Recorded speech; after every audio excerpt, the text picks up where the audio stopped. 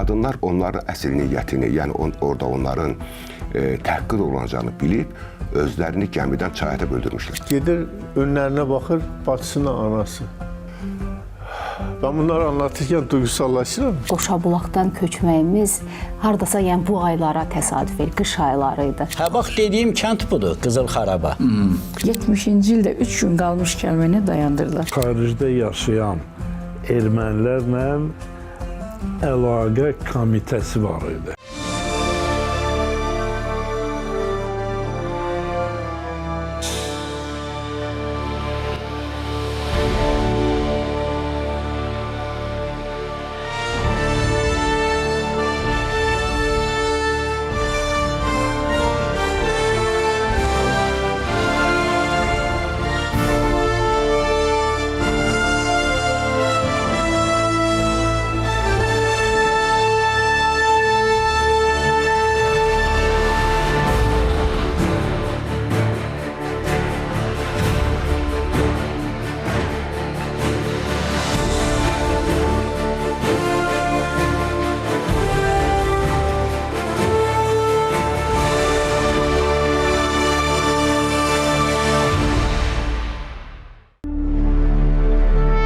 Qürbətdəki yurttaşlarımızın qaça-qaç dönəmindəki köç hekayələrini öyrənmək üçün həm Azərbaycanda, həm də Türkiyədə bu tarixi incələyən araşdırmaçılarla o dönəmdəki canlı şahidlərin dilindən eşitdikləri dəhşətli hekayələri toplayıb paylaşmağı özünə borc bilən qohumları ilə görüşdük.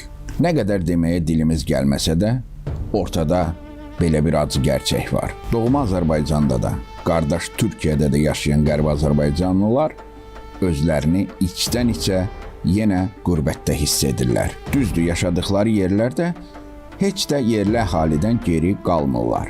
İçində yaşadıkları toplum üçün hər məsələdə ön sıradadılar. Amma gözlərindəki yurt həsrəti bir an olsun azalmır.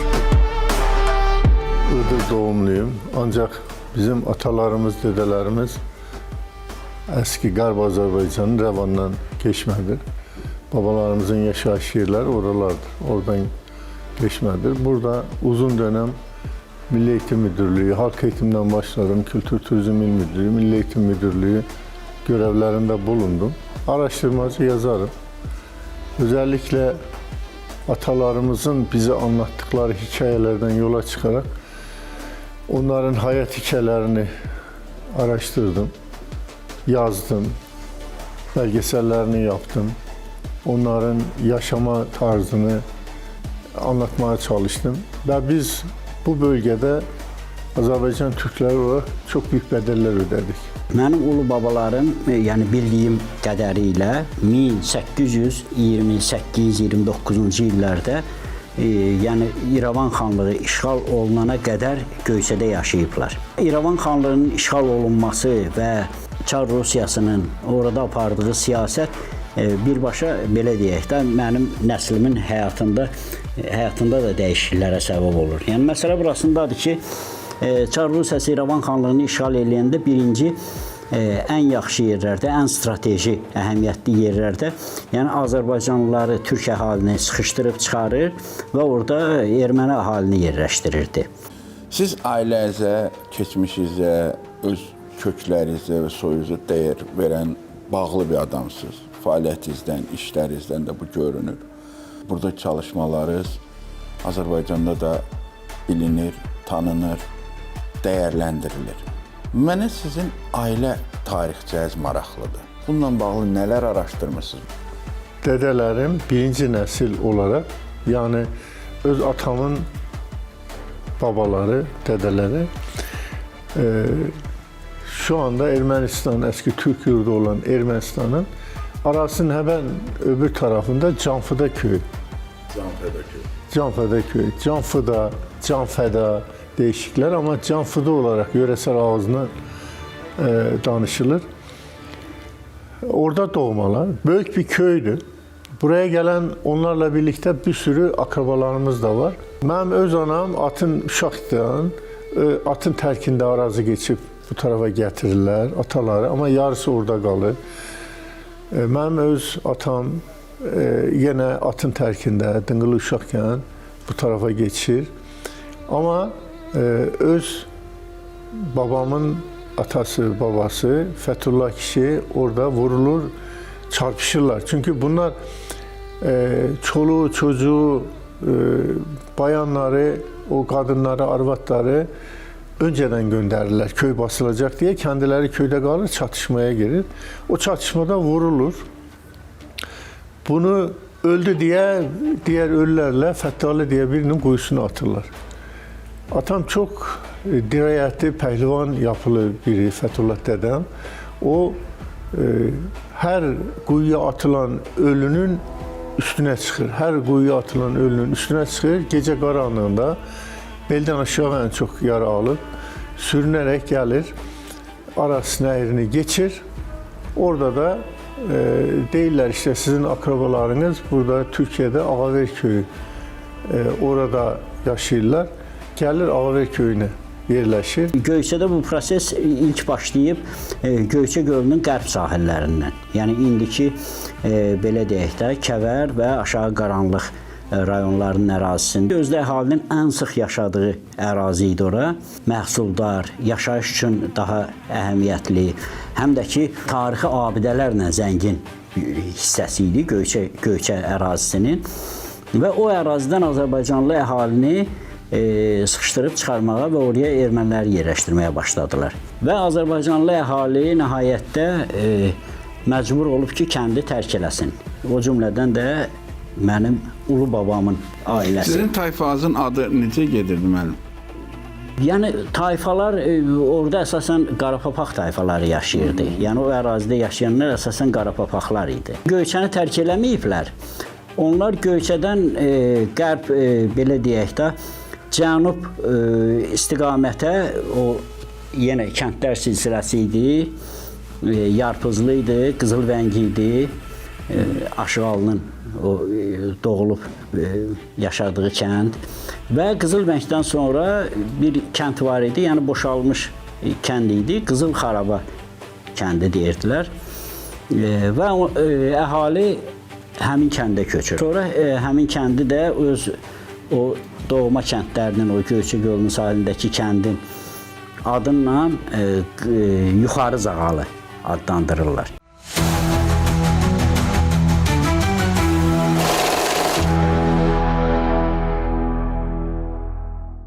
Bax, Balıqlı, Güllücə, Üçtəpə, bunlar bizim Amasya'nın Xozu kənd, Quzu kənd, Yeniyol, Qaranamaz, Balıqlı, bax bunlar Ağbaba dağı, deyirəm, Ağbaba dağı, bax budur. Biz görsən Türkiyənin içərisindəyik. Görürsünüzmü, 1903-cü ilin Rusların çəkdiyi hərbi topografik xəritədə bizim Ağbaba dağları, bax gördüyünüz bu sıra dağlar Ağbaba dağlarıdır. Bu Arpa gölüdür, bu Arpa çayıdır. Və biz artıq hələ Türkiyənin sərhədləri içərisindəyik. Qəza mərkəzimiz də Karsdır. 1903-də. Biz demək Kars vilayətinin içərisindəyik. Dediyimiz Mesxetiyada, bax Cavaxetiyada Akalkala dedim bayaq. Görürsünüzmü qonşu aramızda? Onda bu Axısqa dedikləri əslində Aksaka. Axıska, bəli. Axısqa dedikləri Bəli. əslində Sakların vətəndaşı Aksaka deməkdir. Aksaka demək. Bəli. Bəli. Yəni orada ermənilərin orada iddiası var idi. Cavaxetiyada bu gün ermənilər yaşayır da hamısı. Orada Yəni o iddialar var. Saakashvili yadınıza gəlir, dedi ki, bu separatist, nə bilim mən nə Cavaxetiyaya gedəndə qoymadılar onu. Saakashvilinin prezidentlik dönəmində. Amma indi dincəliblər Azərbaycanın qələbəsindən sonra. Axtarışlarımız göstərir ki, o dönəmdəki erməni cinayətləri Qafqazda və Anadoluda çox geniş coğrafiyanı əhatə edir. Onlar müxtəlif zamanlarda, müxtəlif məkanlarda havadarlarına sığınaraq yerli əhaliyə qarşı ən çirkin, ən qəddar cinayətlər törədiblər. Bəlkə də bugün Türk dünyasının tarixçilərinin, araşdırmaçılarının ən böyük vəzifəsi bəşəriyyətə qarşı törədilən erməni cinayətlərini beynəlxalq ictimaiyyətə ifşa etmək olmalıdır. Ermənilərin törətdiyi cinayətləri iki kontekstə götürdük. Birincisi, erməni-türk münasibətləri kontekstində, ikincisi, erməni-müsəlman münasibətləri kontekstində. Və bunu lokallaşdırdıq. Əvvəla bizim ən böyük uğurumuz ondan ibarət olmalıdır ki, biz ermənilərin törətdiyi cinayəti beynəlmiləşdirməliyik. Nə mənada? Ermənilərin təkcə Türklərə deyil, Azərbaycan türklərinə deyil, ermənilərin onların siyasətini bölüşmən ermənilərə qarşı törətdiyi soyqırım. Bu barədə kifayət qədər fakt var. Ermənilərin gürcülərə qarşı törətdiyi soyqırım, ermənilərin ləciklərə qarşı törətdiyi soyqırım, talışlara qarşı törətdiyi soyqırım, deməli, yahudilərə qarşı törətdiyi soyqırım. Sonralar əgər biz bunu görsək, Özbəkistanda, Qazaxstanda baş verən hadisələri də götürsək, biz artıq bu hadisələr erməni cinayətlərini beynəlləşdiririk. Lakin təəssüflər olsun ki, erməni terrorunun arxa planını biz kifayət qədər beynəlləşdirə bilməmişik. Ermənilər rusların əli ilə Qarabağ problemi yaradaraq Qərbi Azərbaycan məsələsini tamamilə gündəlikdən çıxarmışlar. Ulu öndər Heydər Əliyevin və prezident İlham Əliyevin məsələyə tarixi aspektdən yanaşaraq uzaq görən siyasi baxışı nəticəsində Qərbi Azərbaycanla bağlı yeni ümidlərimiz yaranıb. İnanırıq ki, bu ümidlərin məntiqi nəticəsi olaraq hər zaman sülhdən yana olan xalqımız başqa ölkənin ərazisində olsa da öz doğma yurt yuvasına qayıda biləcək. Yoxsa Ziya Zakir Acarın atasının əmisi, həyatı dram romanlarının mövzu olan Məhəmmədin ruhu heç vaxt rahatlıq tapmayacaq. Məhəmməd adında əmisi uşaqkən anasıyla bərabər qaçarkən bu İydəlidən, öncə İydəli köyünə sığınırlar. Ondan sonra ermənilər orayı basınca deyirlər Aras nəhrini qarşıya geçək. Bacısı bundan daha küçükmüş. Anasıyla bərabər keçərkən gecənin qaranlığında anasının əlindən qopur. Orada bu dəfə gecənin qaranlığında yalnız qalır, amma qalabalıqla arxadan bir sürü ateş edirlər, vururlar. O arada bir yaşlı amcalar deyirlər, oğlum gəl, işte bu da deyir, anamı arayıram. Anan deyir, qaranlıqda harada bulacaqsan? O da muhakkak gələr, bəlkə də qrubun içindədir. Əlindən tuturlar, Aras nəhrinə gətirirlər, qarşıya geçirlər. Orada birinin evində qalır. Yəni onun anlattığından görə Daşburunda bu olaylar olur. Dizəylə, Koçkaran dediğimiz yeni adı, o aralarda olur. Orada birilərinin böyükbaş hayvanlarını bakırmış, onlara yardım edirmiş. Bir gün hayvanları bağlarken bir bakır, siyah başörtülü, işte çarşaflı bir kadın ekmek dilənir açlıktan. Yanında da bir kız. İçi burxulur tabii. Arkadan bakınca hayvanlarını, o böyükbaş inəklərini, camışlarını bağladıktan sonra gedir önlerine bakır, bacısına anası. Ben bunları anlatırken duygusallaşırım. Yani o geçmişte yaşanan olayları. Ondan sonra tabii ağasına yalvarır. Deyir ki bunlar benim anamdı, bacımdı. Təndir damında qalırlar. O aralarda soyuqlar düşüb, üşüyürlər tabii bir sürü sıkıntı. Sonra anası deyir ki oğul Canfuda köyümüz düşmanlardan kurtulup haber aldım. Dayıların falan oraya gidip gidək köyümüze dönək. O da deyib bizim qarnımızı doyurdu, biz nətər mən ağama deyim gedirik. Deyir falan köprü varmış, bir böyük köprü, orada buluşaq. Oradan devam edək, oradan gidərik. Bu da qalxır hiçbir şey almadan ekmeğini o dəsturxanın içərisinə qoyublar, işte günlük yiyəcək ekməklər, hepsini bırakır, deyir mən gələcəm, oradan çıxır, gəl köprünün başına. Akşama kadar bəhliyir, anası gəlmir. Gecə qaranlıq olur, anası gəlmir.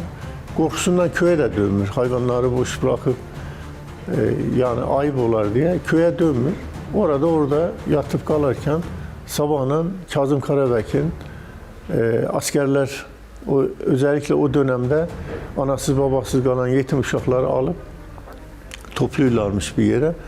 Bunu da alırlar. Yani o zamanki şartlarda çocuk şeyiyle fazla düşünenmir, geri dönmek istemir, dönenmir. Zaten dönse de bir şey bulacağını yok. Akıbetini de anlamadan bunu götürürler Sarıqamış'a. Qoşabulaqda insanların əksəriyyəti tütünçülüklə məşğul idilər. İnsanlar səhər gedirdilər, dan ağaranda, gedirdilər tütünçülüklə tütün yığmağa gedirdilər və onları, qonşuları, qohumları tütünə aparanda mənim atam idi. Atamın böyük bir yük maşını var idi. O insanları aparırdı, səhər aparırdı, axşam da gedirdi, sahədən gətirirdi. Və bir gün günorta vaxtı idi. Mən də həyətdə oturmuşdum. Maşının kaputunu açıb maşına nəsə baxırdı. Bir də qonşudan bir oğlan gördük ki, qaça-qaça gəlir. Ermənilər gəlir. Yəni bu söz ermənilər gəlir, artıq biz çıxmalıyıq. Yəni ermənilər gəlir sözü. Yəni mən bu sözü heç vaxt unutmuram da və Şuşa ilə bağlı, Xocalı ilə bağlı kadrlar olur. İnsanlar artıq köçməyə başlayır və mən o kadrı görəndə elə bilirəm ki, özümü orada görürəm. Və tez bir vaxtda artıq biz qonşular da, yəni kəndin cəmaatı qərarlaşdı ki, artıq biz kəndi tərk eləməliyik. Göyçə gölünün şərq sahillərindəki, şərq və cənub sahillərindəki o Azərbaycanlı kəndlərinə hücum edirlər. Burada Göyçəni biz görürük. Bu Göyçənin üst tərəfindədir. Bura şərq sahilləridir, şərq sahilləri. Bura Məzrə düzənliyidir, Məzrə düzənliyi.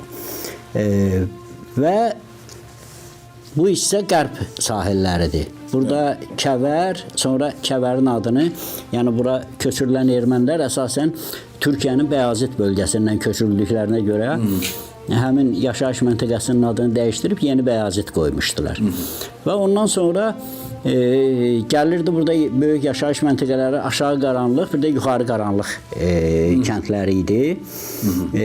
Və ondan sonra Basarkeçər ərazisinə keçirdi də, Basarkeçərin kəndləri başlayırdı. Və onlar köçüblər, belə deyək, bu əraziyə.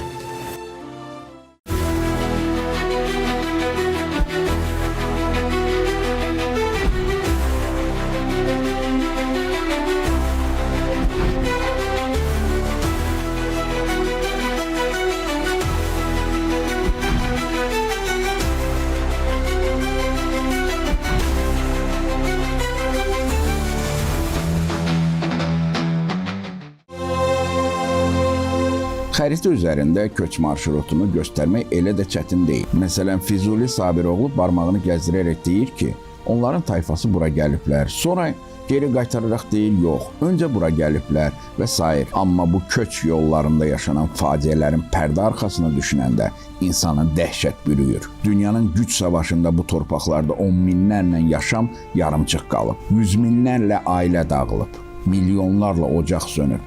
Və heç şübhəsiz ki, hekayəsini öyrəndiyimiz Məhəmməd kimi uşaqların əli anasının əlindən dəfələrlə qopub. Didərgin Məhəmmədin yazgısındakı sıradakı dayanacağı Sarıqamış olur. Sarıqamışda 3 sənə qalır. Orada Bəkir Çavuş adında birisi deyib, oğul, yəni sən aradın, sordun, şu ana qədər atan, anan bulunmadı, şeylər bulunmadı, gəl səni götürüm. Özümə oğul gidək, atın tərkini alır, götürür Amasya Sulova ilçəsinə. Orada qalır, onun oğlu gibi uzun zaman geçir. Bu kendisi pəhlivandır, askerliğini de yapıp çok güçlü bir adamdır. Ama okuma yazma yok, özü fazla okuyanmadı. Bir tane bərbər dükkanı var, o bərbər dükkanına devamlı gedir.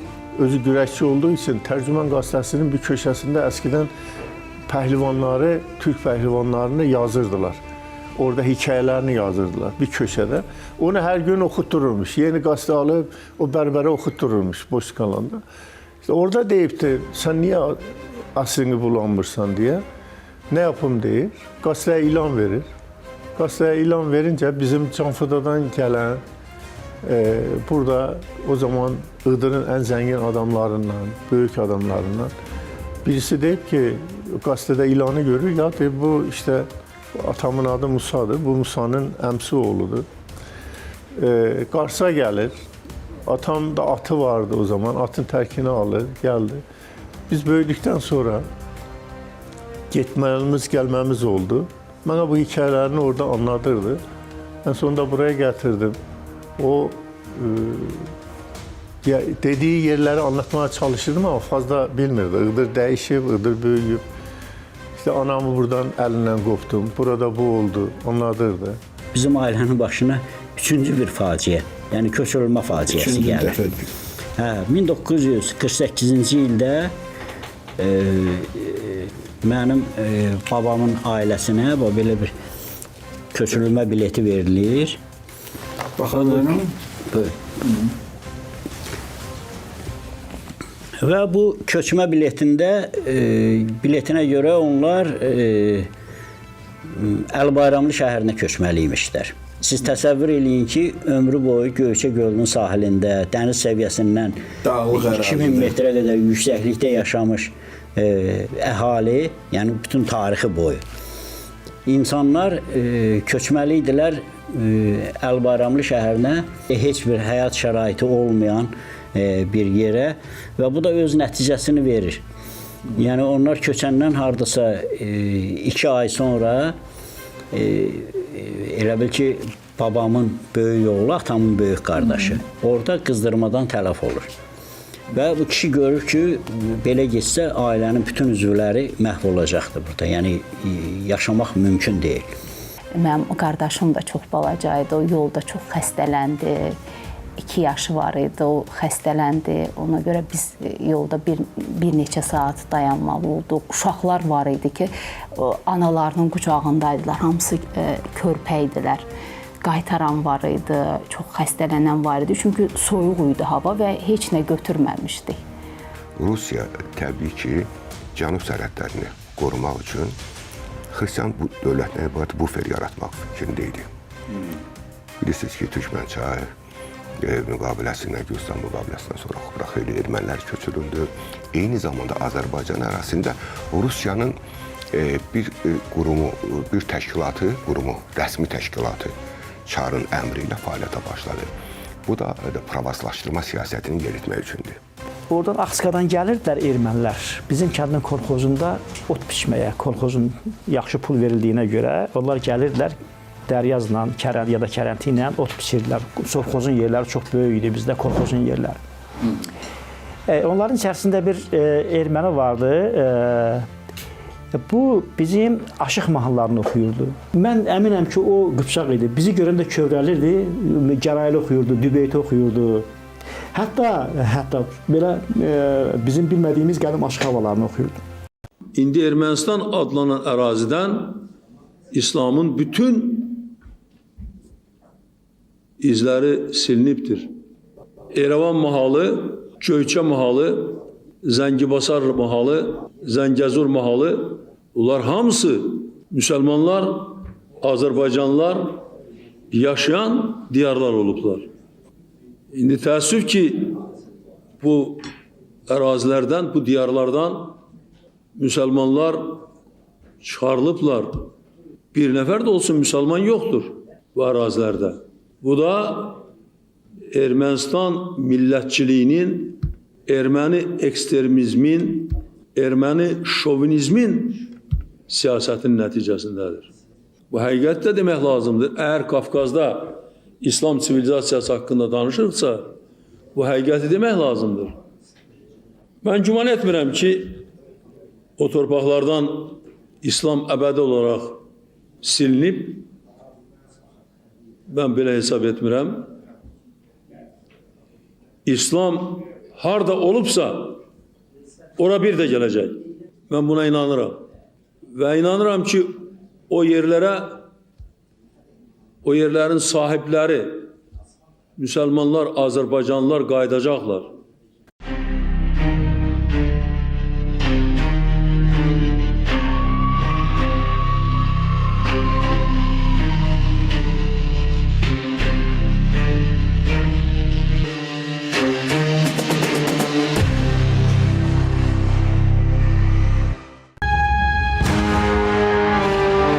Vatikan və Avropadakı ağıl atalarının diktəsi ilə Türk dünyasına qarşı 4 qoldan hücuma başlayan Rus imperiyası Qafqazda yaranan bu fürsəti əldən vermədi.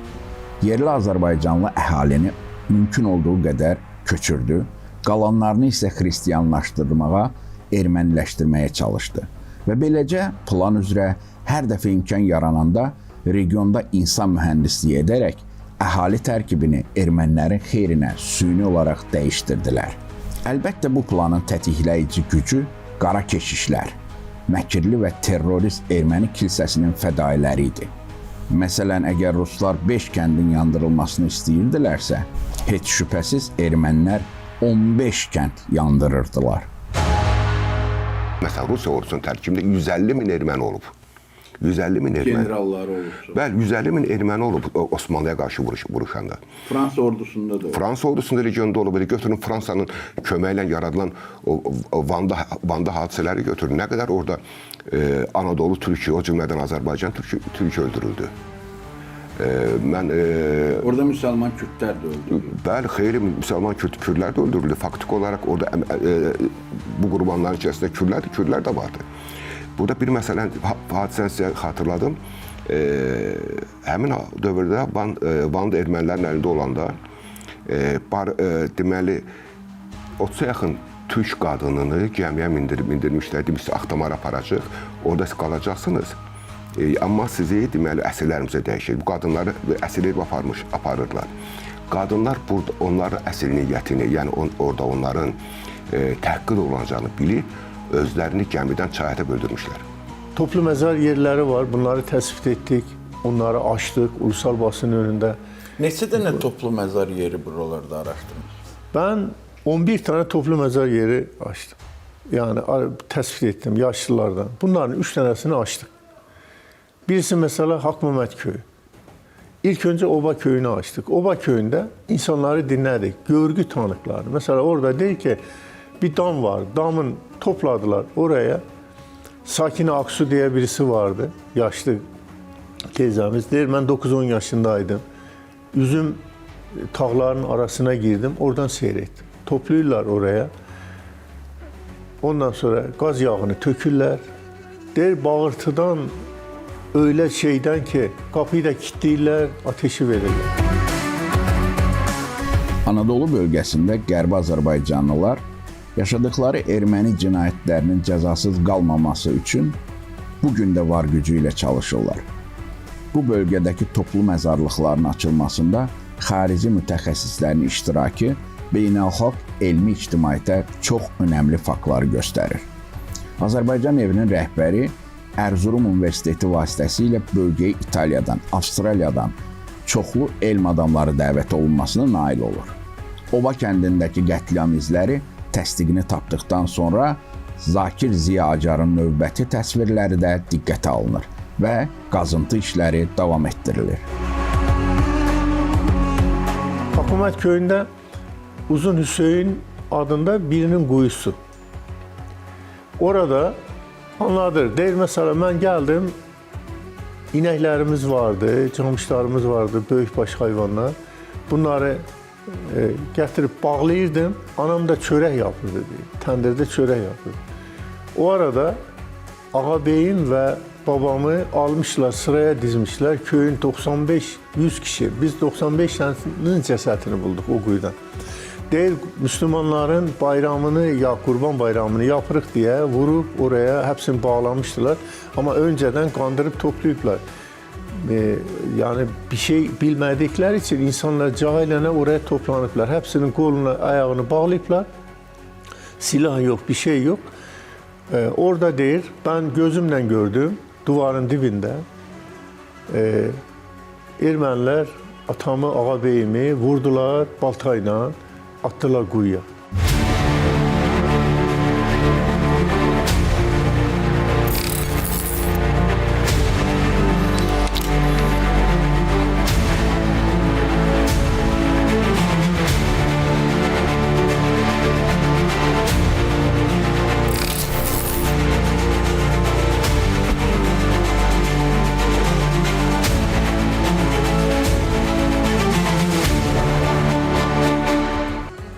O benim babamdı. Babamdı o. Babamdı ve Adı neydi? Tapdıq babamın əmisi Talib, babam Qaraçöpdə qalıb. Onlar ora erməni zülmündən qaçıblar. Qaraçöpdə Qaramanlılar çoxdur. Bunlar isə Tapdıq, deməli tapılan qalıblar Qaraqoynuda, həmin kənddə. Həmin kənddə biz uşaq idik. Mən sonra çox o qədər peşman oldum. Atam çox zəngin bir insan idi. Çox savadlı idi, hər şeyi bilən idi. Və əmim də, onun qardaşı da Qaçaq Kərəmin dəstəsində döyüşüblər. Erməni zülmündən, Rus zülmündən, o dağlarda, qayaların içində, o qar tutan yerlərdə onlar döyüşüblər, insanlarımızı qoruyublar. O kənddə bir neçə dəfə ki, köçkünlük olub. Məsələ, mənim babamın kəndində 17 ailə yaşayıb, Xəlil kəndində. Məsələ, bizim öz kəndimizdə 20-25 ailə yaşayıb. Yarı köçüb, yarı gəlib. Demək olar ki, familiyadan başqa bütün faktlar, yəni o insanın şəxsiyyətini təsdiq edən bütün faktlar hamısı yanlış yazılıbdır. Yəni kişinin adı, familiyası yazılıb, atasının adı səhv yazılıb. Sonra nənəmin adı səhv yazılıb. Sonra onun uşaqlarının hamısının adı səhv yazılıb. Doğum tarixləri səhv yazılıb. Səbəbi nə ola bilərdi? Bu sənədlə, belə deyək də, bu köçmə biletinlə gələcəkdə hansısa bir tədqiqat aparmaq istəsən, yəni bu adamlardan hansısa birini tapmaq istəsən mümkün deyil. Yəqin ki, iz itirmək üçün bundan hiləgər yol tapmaq olmazdı. Ermənilərin bu saxtakarlığını o zaman savadsızlıqla, arxiv sənədləri ilə işləmə bacarığının olmaması ilə əlaqələndiriblər. Halbuki ermənilər hələ bu hadisələrdən 200 il öncə San Lazona adasında Vatikanın dəstəyi ilə nəinki yazı pozu saxtakarlığı, hətta elmi əsərlərin, tarixi faktların saxtakarlaşdırılması ilə məşğul idilər. Qısaca, köçürülmə sənədlərindəki saxtalaşdırmalar əsasən iki məqsədə xidmət edirdi. Birinci, araşdırmalar zamanı iddia edilən şəxslərin sənədlərlə Qərbi Azərbaycan ərazisinə aid olmadığını sübut etmək. İkincisi, müəyyən zaman sonra Azərbaycanlıların geri qayıtmaq istəyinin önünü kəsmək. Məsələn, Türkiyədə yaşayan və qohumlarını ziyarətə gəlmək üçün İrəvana, Göyçəyə, Amasyaya gəlmək istəyən Azərbaycan türklərinin səfərlərinin qarşısı çox vaxt qəsdən alınırdı. Mənim yadımdadır 70-ci illərdə bizə hay düşdü ki, bizim əraziyə ki, anamın dayısı Mahmud babam bizə Qaraqoyunluya gələcək. Sovetdən icazə almışdılar. 1896-cı ildə qaçqın düşüblər, erməni zülmündən qaçqın düşənlərdə. Onlar o vaxt körpə olublar, o insan tapasının içində düşüb getmişlərdi. Sonradan oxuyublar, uşaqlarını oxudublar, tanınmış ziyalılar olublar. Və 70-ci ildə 3 gün qalmışkən məni dayandırdılar. Tam ölənə qədər qardaşım Yunus dedi. Bir akıbətindən sonuç alınmadıq. Amma atamın dayılarını tapdıq. Bunun o qapıdan sonra, geçiş-gəlişlər olduqdan sonra öz akrabalarını bulanlar çox oldu. Halen də görüşürlər. Amma akıbətindən sonuç alınmayanlar da oldu. Məsələn, biz, mənim atam ölüncə qədər dedi, hələ qapı açıldıqdan sonra dedi ki, gedin bir araşdırın, bulun. Çox araşdırdıq, bulanmadıq. Canfuda köyündə olan və Türkiyənin bu tarafına geçən qardaşı Yunus'u bulamadık. Ölüncəyə qədər də bulamadık. Anamın yine yaxınlarını, əmlərini falan bulamadık. Canfuda'da yaşayan. Onları aradık, çox aradık, tapamadıq. Ustad, bu Sovetin dönəmində necə idi? O vaxtı, bax, mən bildiyim qədərinin ermənilər Sovet dönəmində ən çox xaricə viza alan respublikalardan biri idi. Amma Azərbaycanda bu şeylər çox az idi. Mən sənə indi bir şey deyim də, demək, Azərbaycanda var idi xarici ölkələrlə mədəni əlaqələr cəmiyyəti, dostluq və mədəni əlaqələr cəmiyyəti. Onun sədri rəhmətli bizim xalq şairimiz Nəbi Xəzri idi. Mən də orada təxminən 5 ilə yaxın çalışdım. Mən orada demək, xaricdə yaşayan həmvətənlərlə əlaqələr şöbəsində idim. 3 nəfər idi orada.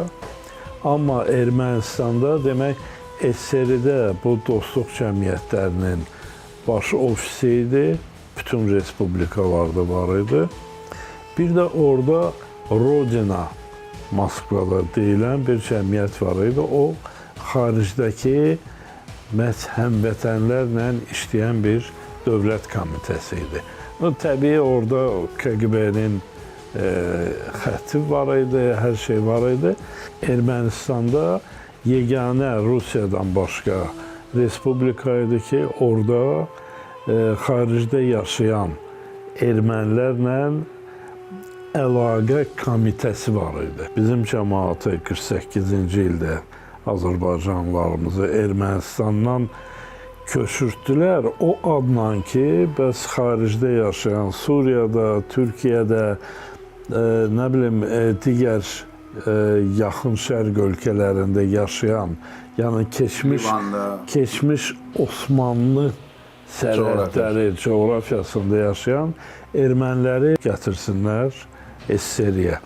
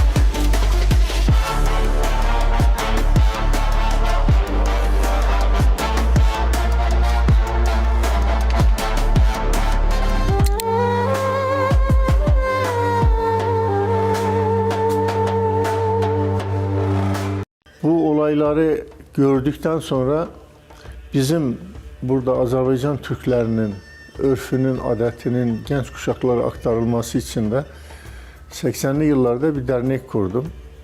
Derneğimin adı Iğdır Azərbaycan Dil, Tarih ve Kültür Birliği'ni Yaşatma ve Destekleme Derneği adı altında faaliyetlerimizi bu şekilde yapmaya başladık. Azərbaycanın o önemli günlerini hep burada andık. Hatta 1990 yılında 20 yanvarda Azərbaycan Bakü'de olan o 20 yanvar faciasını biz burada mitingini yaptık büyüklerimizle beraber. Yapılanlara karşı durmak için. Böyle atalarımın da bize anlattıkları o hikayelerden, daha doğrusu gerçeklerden dolayı 1980'li yıllarda görgü tanıklarını dinledim. Bizzat Ermenilerin katliamına, zulmuna, vahşetine uğrayan kişileri dinledim.